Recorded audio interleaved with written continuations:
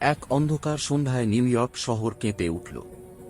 হঠাৎ আকাশ লাল আলোয় ভরে গেল। আগুনের মতো চোখ নিয়ে শহরে নামল রেড হাল্ক। তার পায়ের প্রতিটি ধাপে রাস্তা ফেটে যাচ্ছিল। ঠিক তখনই দূরে বজ্রের মতো এক গর্জন। সবুজ রঙের বিশাল দেহ নিয়ে হাজির হল গ্রিন হাল্ক। দুই হাল্ক মুখোমুখি দাঁড়িয়ে, চারপাশে ভয় আর উত্তেজনা। রেড হাল্ক আগুনে ভরা ঘুষি ছুঁড়ে মারল। গ্রিন হাল্ক উড়ে গিয়ে একটি দালান ভেঙে ফেলল। কিন্তু সে উঠে দাঁড়িয়ে আরও রেগে গেল, তার শরীর আরও শক্তিশালী হয়ে উঠল। রেড হাল্ক মাটি ছুঁড়ে আগুনের ঢেউ তুলল। চারপাশে বিস্ফোরণ। কিন্তু গ্রিন হাল্ক রাস্তার ল্যাম্পপোস্ট তুলে ছুঁড়ে মারল রেড হাল্কের দিকে। দুজনেই একসাথে ঝাঁপিয়ে পড়ল।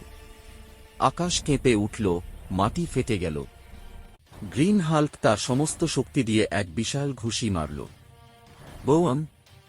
রেড হাল্ক দূরে ছিটকে পড়ে নিস্তেজ হয়ে গেল। আগুন নিভে গেল তার চোখে। গ্রিন হাল্ক শহরের দিকে তাকিয়ে ধীরে বলল, হাল্ক, শহর বাঁচায়। তারপর সে এক লাফে অন্ধকারে মিলিয়ে গেল।